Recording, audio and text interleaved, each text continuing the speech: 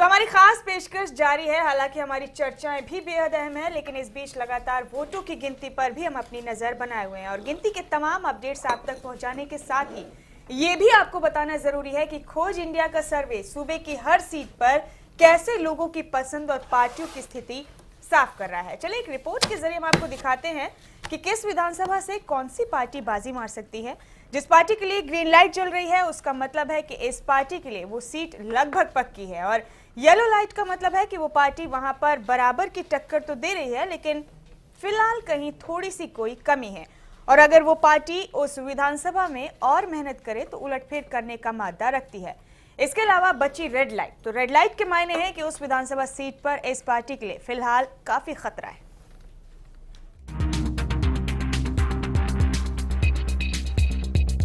जनता ने जो बोला हमने उसे पूरा तोला।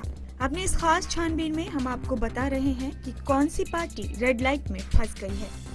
रेड लाइट के मायने हैं कि जिसकी पार्टी के लिए रेड लाइट जली है उसका उस सीट से जीतना कांटों भरी राह है। ग्रीन लाइट आपको बताएगी कि उस विधानसभा क्षेत्र से पार्टी के लिए जीत का रास्ता आसान है।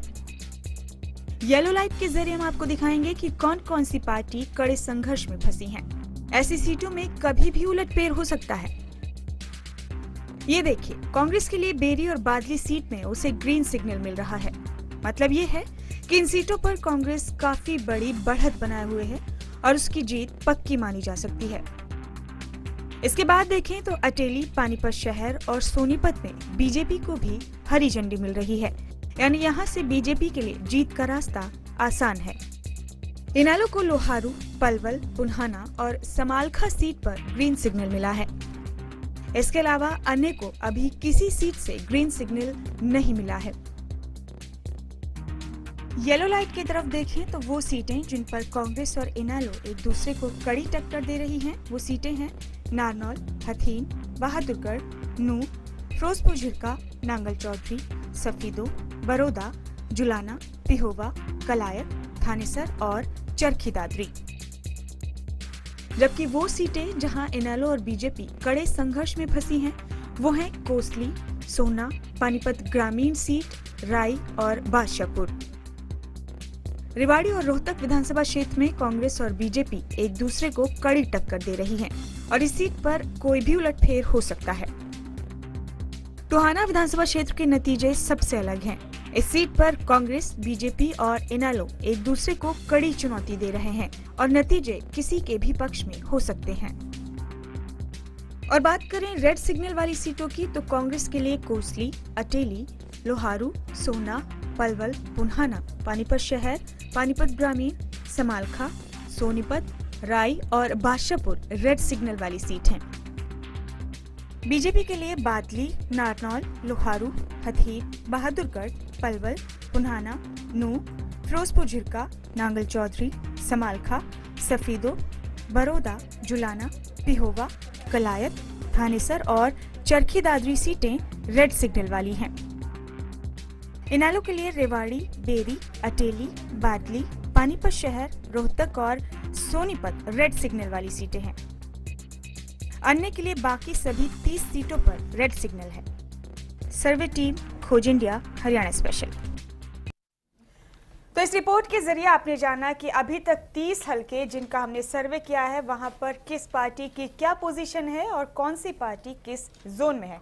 चलिए बारड़ा हलके की जनता की ज़बानी जानते हैं कि वहां की जनता आखिर चाहती क्या है अपने पसंदीदा उम्मीदवार को लेकर, अपने पसंदीदा सीएम उम्मीदवार को लेकर, साथ ही पसंदीदा पार्टी के लिए।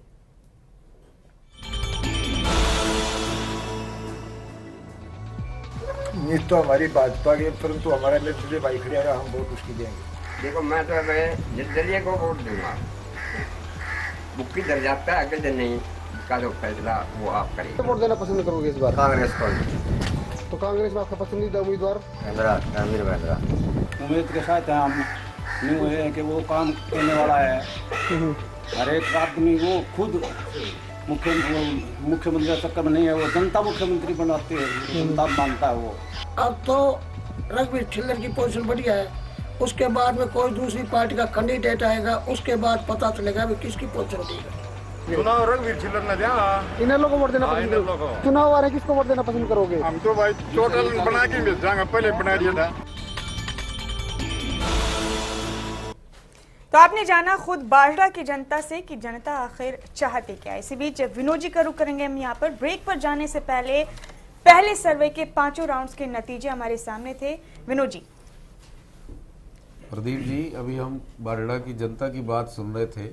कुछ ने कहा कि अभी तो छिल्लर आगे है, लेकिन दूसरी पार्टी का उम्मीदवार आएगा तो फिर बेरा पाटेगा।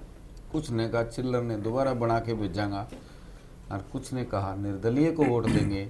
नतीजे आपके सामने हैं। कांग्रेस को भी वोट मिला है, बीजेपी को भी मिला है, निर्दलीय को भी मिला है, और छिल्लर साहब को भी मिला है। क्या किस तरह का मुकाबला देख रहे हैं?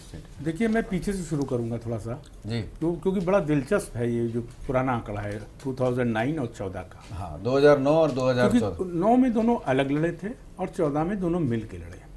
जब अलग लड़े थे तो हजका को यहाँ पर 23.78% मिला और बीजेपी को 4 समथिंग।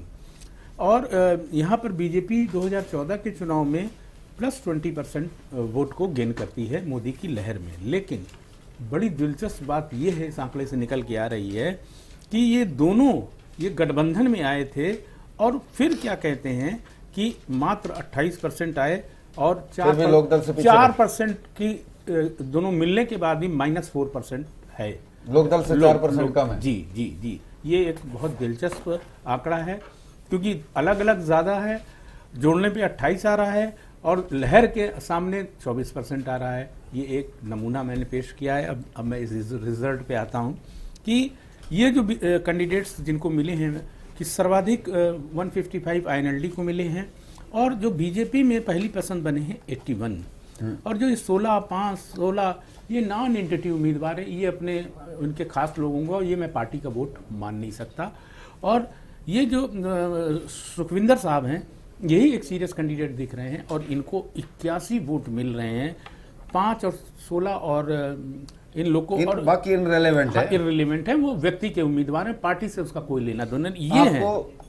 इंडिपेंडेंट की कुछ पोजीशन लगती है? हाँ, इसमें जो ये जो इंडिपेंडेंट दिख रहे हैं, क्योंकि इसमें जो उमेद साहब हैं जो लोकदल से निकल बागी हैं, वो उनकी संभावना +21 के पास हो सकती है, क्योंकि वो 21 अदर्स हैं। हाँ नहीं, मैं समझ रहा हूँ, ये 34 मिले, 9112। मैं कह रहा हूँ इसमें से संभावना बन सकती है उनके लिए, जो इंडिपेंडेंट के लिए अदर्स में से ये 34 की कुछ बढ़ोतरी हो सकती है। लेकिन जो रिजल्ट है यहाँ पर वो बहुत साफ चीख के कह रहा है कि ये INLD की पक्की सीट लग रही है मुझे देखने से। चूंकि मैंने जैसा जोड़ के आपको बताया अब की बार छिल्लर हाँ, सरकार। बताइए। देखिए, एक मैं बताऊं कि रणवीर सिंह महेंद्रा बिल्कुल रिटायरमेंट में आ चुके हैं। पहले क्रिकेट एडमिनिस्ट्रेशन में थे, BCCI के प्रेसिडेंट थे, वहां से आकर यहाँ पर चुनाव लड़े, हार गए। अब बिल्कुल ना क्रिकेट में एक्टिव है ना पॉलिटिक्स में एक्टिव है। वैसे महेंद्रा हमारे चैनलों से बहुत नाराज रहते हैं। पिछली दफा भी हमने प्रेडिक्शन दे दिया था कि वो मामूली अंतर से हार सकते हैं, बाई दी वे हार गए।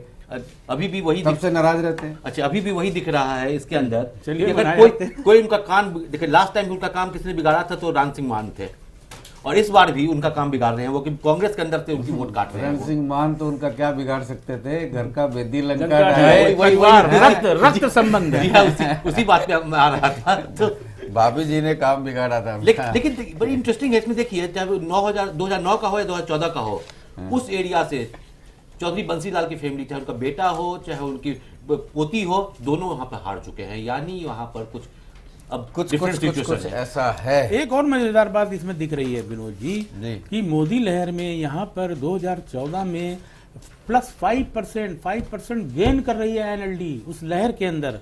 9 में उनको मिले। देखिए, बीजेपी को पूरा घमंड है, इसीलिए वो कुलदीप को दुत्कारने की हिम्मत कर पा रही है कि उसको उसकी RSS की रिपोर्ट, उसकी और रिपोर्ट्स उसको बता रही है कि बीजेपी का वोट परसेंटेज बढ़ रहा है।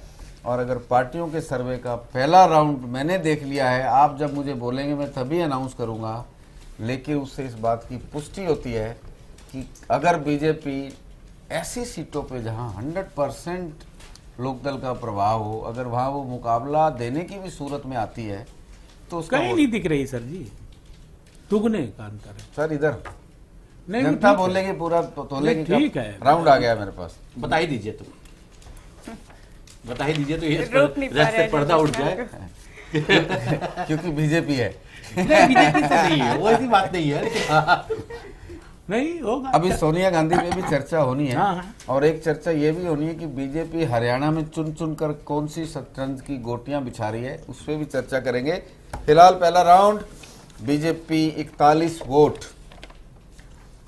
10,988। मैंने भी सुना है कि जाटों के एरिया में जो जाट चौटाला के साथ है वो खड़ा है, जो बाकी है वो बीजेपी में जा रहा है। ये पहला राउंड यही इंडिकेशन दे रहा है कि जाटों ने बीजेपी में अपना नया महलनुमा घर तलाश लिया है। घर हरियाणा में भी मिलेगा और घर थोड़ा छोटा मोटा दिल्ली में भी मिल जाएगा।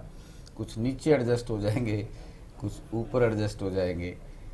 बीजेपी 10,988, आईएनसी 7, ओनली 7, 1,876 और आईएनएलडी 52, 13,936। लगभग 3,000 की बढ़त पहले राउंड में लोकदल को। हजका, बीएसपी, अदर्स, नोटा कोई वोट नहीं पहले राउंड में। इस पे चर्चा करेंगे जब दूसरा तीसरा राउंड आ जाएगा। प्रदीप जी। जी सर।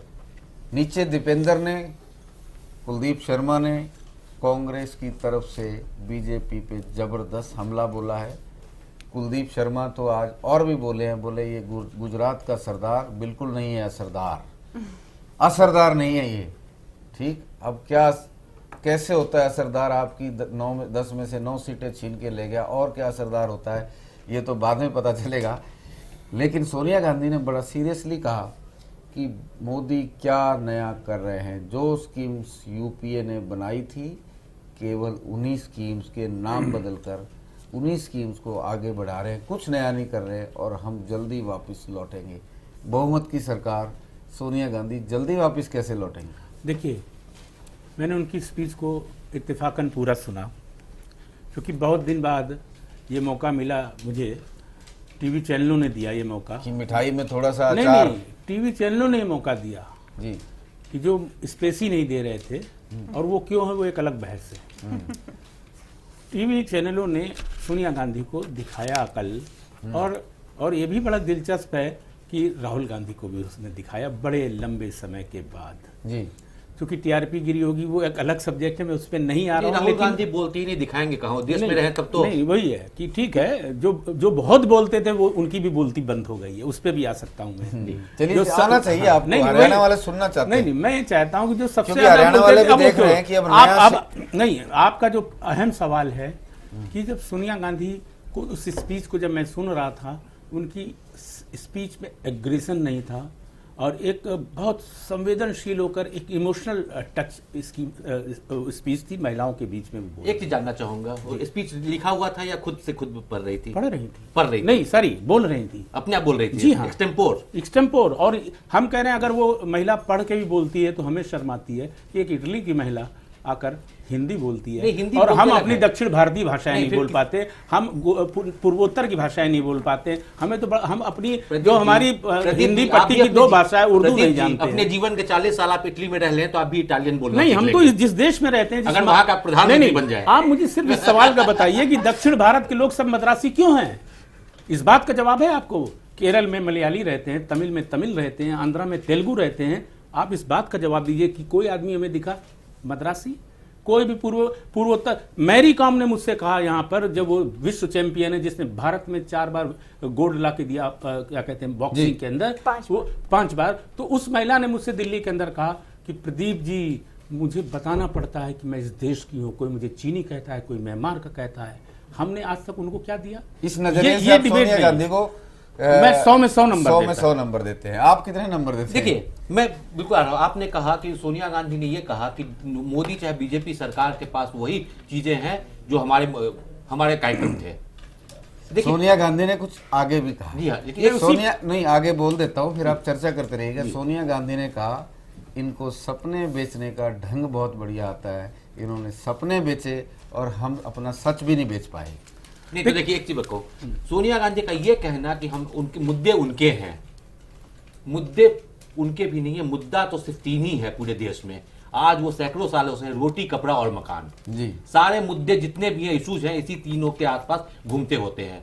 तो ये सोनिया गांधी का ओरिजिनल है ना बीजेपी का ओरिजिनल है, बाकी उसको रीपैकेजिंग किया जाता है। आप जिस तरह से लोग रोटी दे, कपड़ा दे और मकान दे, नहीं वो तो वही कह रही है ना कि जो हमने बनाया तो उनका भी ओरिजिनल नहीं होगा, फिर वो ओरिजिनल नहीं है। 10 साल से तो कांग्रेस की सरकार है 10 साल उसके पहले भी थी वाजपेयी सरकार, उसके पहले मोरारजी भी सरकार रही है, उसके पहले नेहरू सरकार भी रही है। तो सिर्फ यही कहना कि उन्हीं का टोटल ये था। 10 साल भी नहीं रही है सरकारें गैर हाँ कांग्रेस। तो ठीक है। गैर कांग्रेस सरकारें 10 साल भी नहीं रही है। हाँ मैं प्रदीप जी, मैं ये कहना चाहता था, जो मूल विषय था, मूल विषय यह है कि उन्होंने कोई जल्दबाजी नहीं दिखाई। जी उन्होंने कहा कि हमारा रास्ता लंबा है। जैसे आपने सवाल उठाया ना कि 5 साल की सरकार है कैसे, उन्होंने कहा नहीं।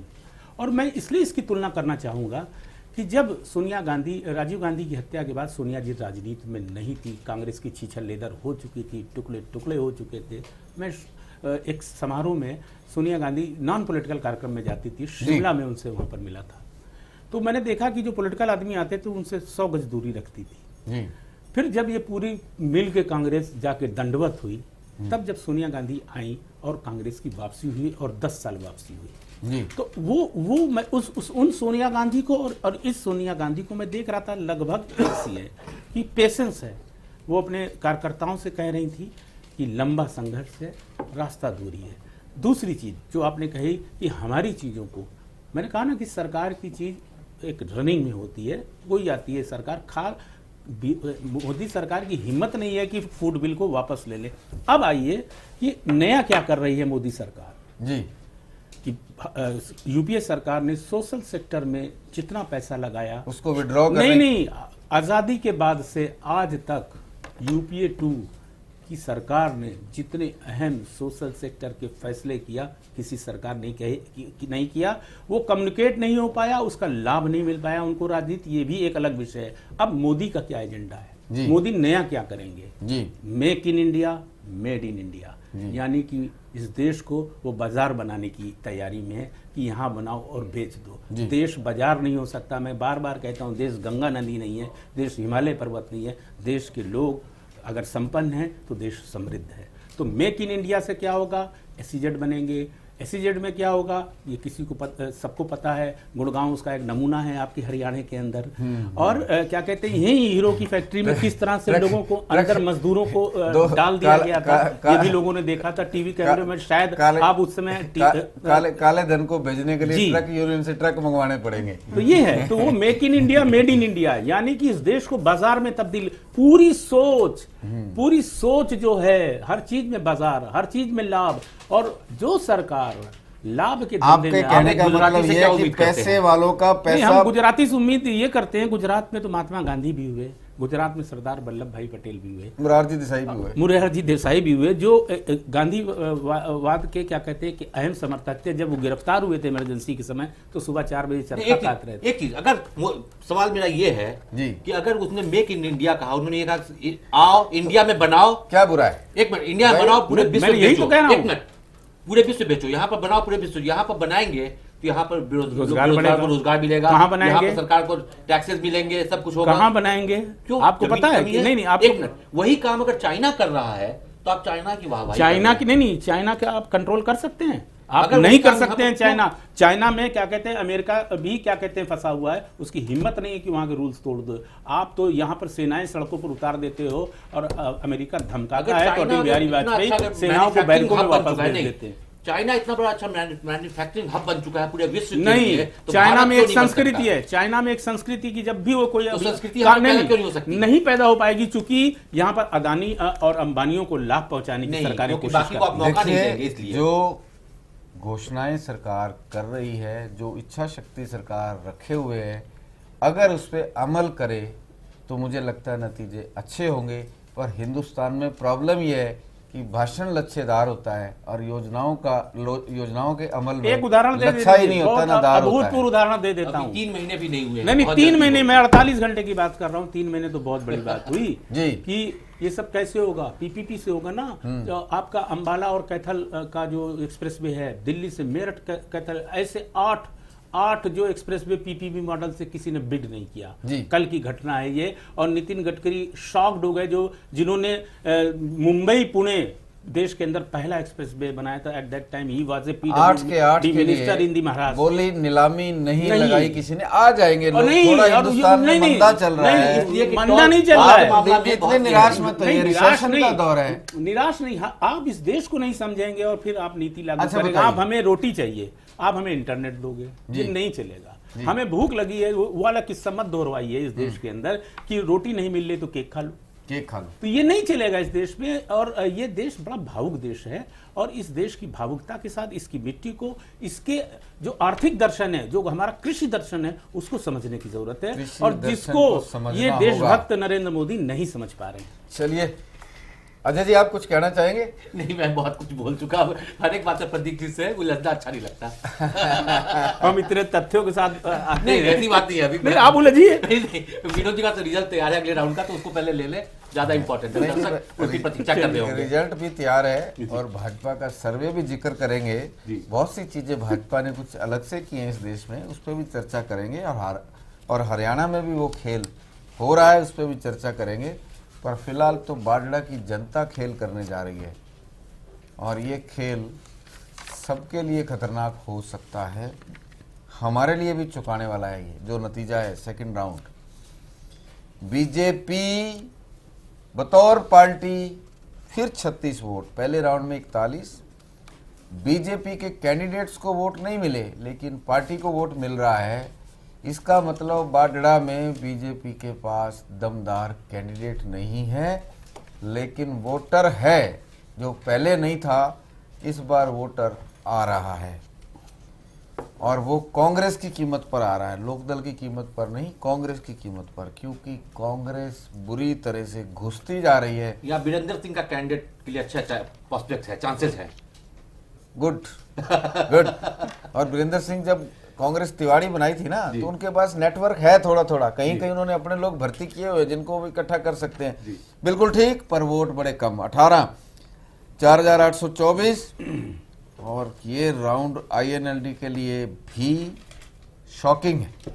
21 वोट, 5628। हजका 6 वोट, 1608। बीएसपी 2, 536। तो जैसे कहते हैं ना, ठंडा माने कोका कोला, अदर माने उमेद पातुआस। 17 वोट, 4556। क्यों जी? जी बहुत बहुत शुक्रिया विनोद जी आपका। तो 2 राउंड्स के नतीजे हमारे सामने हैं। इसी के साथ वक्त हो गया एक और ब्रेक लेने का। ब्रेक से लौटेंगे तो बाकी के राउंड्स के नतीजे भी आपको बताएंगे और साथ ही अपने अहम और खास चर्चाओं को भी जारी रखेंगे। एक और छोटा सा ब्रेक, जल्द लौट रहे हैं।